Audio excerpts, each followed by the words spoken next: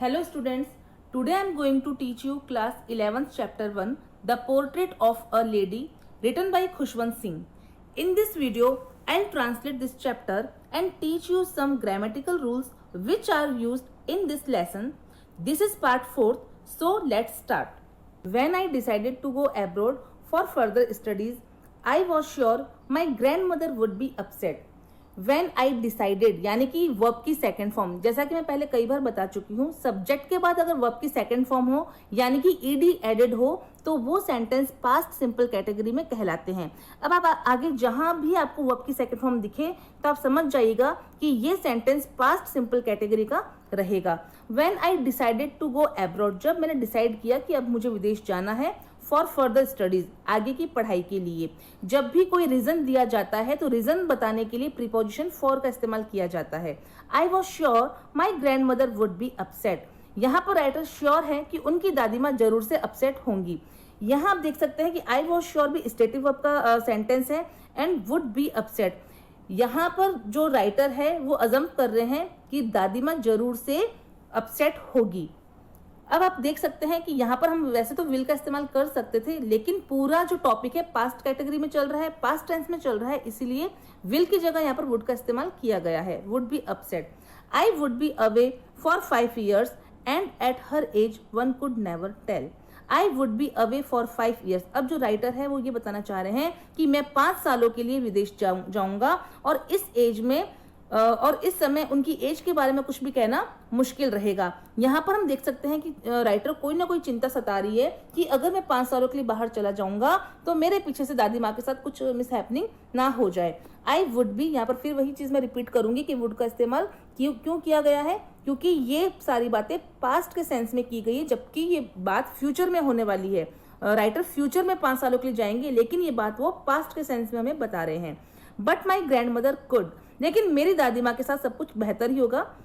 She was not even sentimental. अच्छा, उसका reason क्या बता रहे हैं कि वो सेंटिमेंटल नहीं है. She came to leave me at the railway station but did not talk or show any emotion. यानी कहने का मतलब ये है कि दादी माँ हर सिचुएशन को समझती है, बहुत समझदार है. She came to leave me, जबकि उनके साथ बहुत बड़ा दुख होने वाला है कि उनका पोता उनको 5 सालों के लिए छोड़ने के लिए जा रहा है, लेकिन वो फिर भी देखो कितनी हैप्पी है, कितनी समझदार है. She came to leave, verb की सेकंड फॉर्म, कम की second form came. She came to leave me at the railway station, वो मुझे रेलवे स्टेशन छोड़ने के लिए आई. But did not talk or show any emotion, लेकिन उन्होंने ना तो कोई बात की और ना ही अपने कोई इमोशन शो किए, क्योंकि वो जानती है अगर मैं ऐसा कुछ करूंगी तो उनका भी, खुशवंत जी का भी उनको छोड़ के जाना थोड़ा मुश्किल हो जाएगा. सेकंड चीज आप यहाँ देख सकते हैं, डिड नॉट टॉक. मैंने आपको बता रखा है जहां जहां डी वहां वहां वी फर्स्ट, और डिड पास्ट सिंपल सेंटेंस की हेल्पिंग वर्ब है और इसके साथ में टॉक की यानी कि टॉक वर्ब की फर्स्ट फॉर्म का इस्तेमाल किया गया है. Her lips moved in prayer. Her यहाँ पर दादी माँ के लिए आया है. उनके जो होठ है वो प्रेयर कर रहे थे, वो हिल रहे थे और प्रेयर कर रहे थे. Her mind was lost in prayer, और उनका दिमाग वो भी प्रेयर ही कर रहा था, अपनी प्रार्थनाओं में ही खोया हुआ था. ये भी सेंटेंस स्टेटिव वर्ब का है, was lost. Her fingers were busy telling the beads of her rosary. Her fingers, दादी माँ की फिंगर्स, और यहाँ पर फिंगर्स जो सब्जेक्ट है वो प्लूरल में है, इसीलिए यहाँ पे हेल्पिंग वर्ब वॉज की जगह वर का इस्तेमाल किया गया है. Her fingers were busy telling the beads of her rosary, यानी कि उनकी उंगलियां माला फेरने में व्यस्त थी. एक चीज आप यहाँ पर और चेक करिए कि हर फिंगर्स वर बिजी, बिजी भी क्या है, वर्ब है, और टेलिंग भी वर्ब है. और मैं कई बार बोल चुकी हूँ एक ही सेंटेंस में जब 2 मेन वर्ब आती है तो सेकंड मेन वर्ब में आईएनजी का इस्तेमाल किया जाता है. Silently she kissed my forehead and when I left I cherished the most imprint as perhaps the last sign of physical contact between us. Silently यहाँ पर एडवर्ब का काम कर रहा है. शी किस्ड, यहाँ पर वर्ब है किस्ड, जिसका एडवर्ब है साइलेंटली, और मोस्टली एडवर्ब में एलवाई का इस्तेमाल किया जाता है. शी किस्ड माई फोरहेड, यानी कि दादी माँ ने क्या किया, चुपचाप से बिना कुछ बोले मेरे माथे को चूमा. And when I left, live की सेकंड फॉर्म लेफ्ट, यानी कि सेंटेंस पास्ट सिंपल कैटेगरी का है. और जैसे जब मैं जा रहा था, आई चेरिश्ड, तो क्या हुआ, मैं बहुत प्रसन्न हुआ. द मोइस्ट इम्प्रिंट एज, यानी मोइस्ट इम्प्रिंट का मतलब ये है कि दादी माँ ने उन्हें किस किया तो राइटर ने फील करा कि कुछ नमी उसके माथे पर रह गई है एक छाप के रूप में. एज परहैप्स शायद the last sign of physical contact between us. अब ये राइटर के दिमाग की उपज थी कि क्या पता मैं दादी माँ को दोबारा देख पाऊं इसके बाद या ना देख पाऊं। हो सकता है ये जो साइन मेरी दादी माँ ने मेरे फॉरहेड पे दिया है ये आखिरी बार ऐसा हो। But that was not so, लेकिन ऐसा कुछ नहीं हुआ।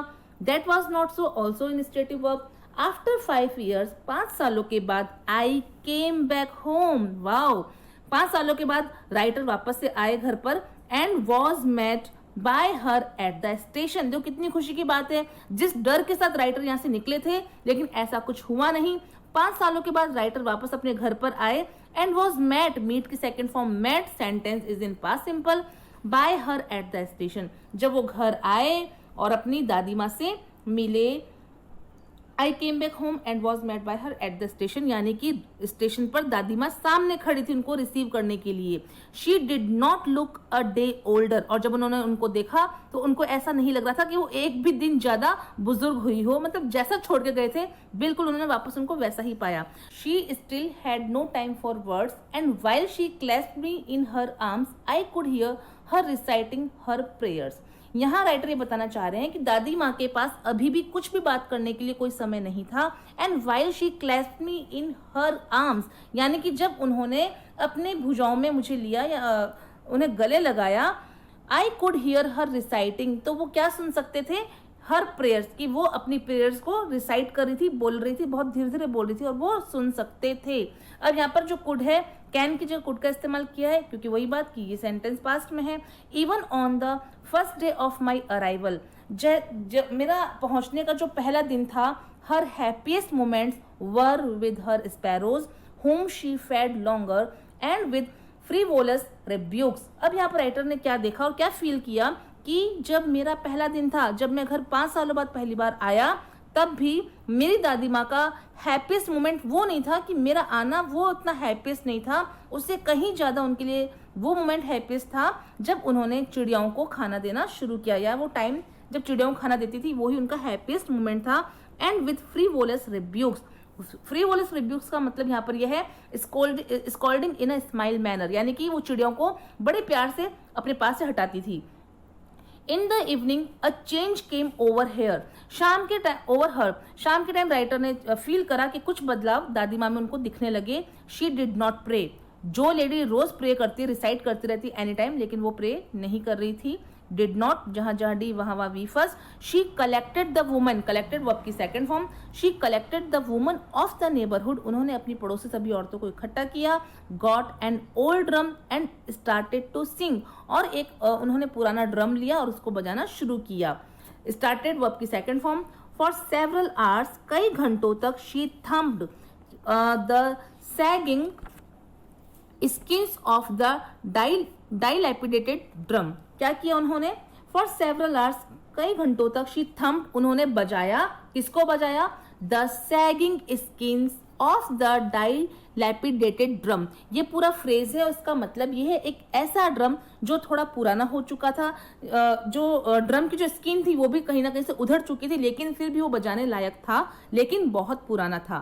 And सैंग of the home coming of warriors, और वो कौन सा गाना गा रही थी, सिंग की सेकंड फॉर्म सैंग, और जब वॉरियर्स घर पर आते हैं तो उनके आने की खुशी में जो गीत गाए जाते हैं वही गीत दादी माँ गा रही थी। ये सब देखना राइटर के लिए थोड़ा सा अजीब था, क्योंकि उन्होंने कभी भी अपनी दादी माँ को ऐसा करते हुए पहले कभी नहीं देखा था। We had to persuade her to stop to avoid overstraining, हमें उन्हें ये सब रोकने के लिए राजी करना पड़ा जिससे कि उन्हें अत्यधिक तनाव ना हो जाए। यहाँ हम देखेंगे कि हेल्पिंग वर्ब हैड टू का इस्तेमाल किया गया है। हैड टू सेंस दे रहा है कि कोई काम करना पड़ा था, यानी कि मजबूरी में। पास्ट है इसलिए यहाँ पर हैड का इस्तेमाल किया गया है। That was the first time since I had known her that she did not pray, that was the first time, ये राइटर के लिए पहली बार था जब से उन्होंने अपनी दादी माँ को जाना था। दैट आई हैड नोन, जब से उन्होंने अपनी दादी माँ को जाना, उनके लिए फर्स्ट टाइम था। शी डिड नॉट प्रे, कि उन्होंने कोई प्रार्थना नहीं की। The next morning she was taken ill, अगली ही सुबह दादी माँ बीमार हो गई। It was a mild fever and the doctor told us that it would go, doctor के अनुसार ये फीवर एक माइल्ड फीवर था, हल्का बुखार था, और ये जल्दी ही चला जाएगा। जल्दी चला जाएगा पास्ट के सेंस में, विल की जगह हमने वुड किया है। ऊपर मैं आपको एक चीज बताना भूल गई थी, वी हैड टू परसुएड में हम देखेंगे, वैसे मैंने बता रखा है जहां जहां एच वहां वहां वी थर्ड होता है। लेकिन अगर helping verb have to, has to या हैड टू हो तो वर्ब की फर्स्ट फॉर्म ही रहेगी, मेन वर्ब की फर्स्ट फॉर्म ही रहेगी। इसीलिए यहाँ पे परसुएडेड की जगह परसुएड ही होगा। ये मुझे अचानक याद आ गया, कहीं आपको डाउट ना हो तो मैंने इसको क्लियर करना समझा। आगे हम देखते हैं, but my grand mother thought differently, लेकिन मेरी दादी माँ अलग तरीके से सोचा करती थी। She told us that her and was near, उन्होंने कहा कि अब उनका अंत नजदीक है। शी टोल्ड, टेल की सेकेंड फॉर्म टोल्ड है, and her end was near. She said that since only a few hours before the close of the last chapter of her life she had omitted to pray. यहाँ पर ये बताना चाह रहे हैं कि doctor के अकॉर्डिंग तो ये था कि वो बहुत जल्दी ठीक हो जाएगी, लेकिन दादी माँ का सोचना थोड़ा सा अलग था। उनके अनुसार उनका अंत अब नजदीक था। And only a few hours before, कुछ ही घंटे पहले, the close of the last chapter of her life, कि उनके जीवन का अब ये अंतिम समय है। She had omitted to pray, उन्होंने अब प्रार्थना करना छोड़ दिया था। जहां जहां एच वहां वहां V third, omitted, had omitted to pray. She was not going to waste any more time talking to us. She was not going, यहाँ पर आप देख सकते हैं पास्ट कॉन्टिन्यूस है, वॉज के साथ आईएनजी बैठा हुआ है, तो अब वो अपना समय बर्बाद बिल्कुल भी करना नहीं चाहती थी किसी से भी बातें करके। तो गाइज, मैंने आपको ये टॉपिक यहाँ तक आई थिंक बहुत अच्छे से समझाया है। हिंदी के साथ में ग्रामेटिकल आपको टर्म्स मैंने बताने की कोशिश की है। अगर फिर भी आपको कुछ भी डाउट रहे तो प्लीज़ आप मुझे कमेंट करके पूछिएगा, मैं जरूर आपको आंसर दूंगी। अब हम इसका लास्ट एक पार्ट और बनाएंगे, उसके बाद आपका ये लेसन फिनिश हो जाएगा। और आप ये इसकी सारी सीरीज जो मैंने फर्स्ट, सेकंड, थर्ड पार्ट बनाए हैं उनको भी जरूर देखिएगा, जिससे कि आपको ये लेसन बहुत अच्छे से समझ में आएगा। और बहुत जल्दी मिलते हैं हमारे नेक्स्ट वीडियो में। So thanks for watching.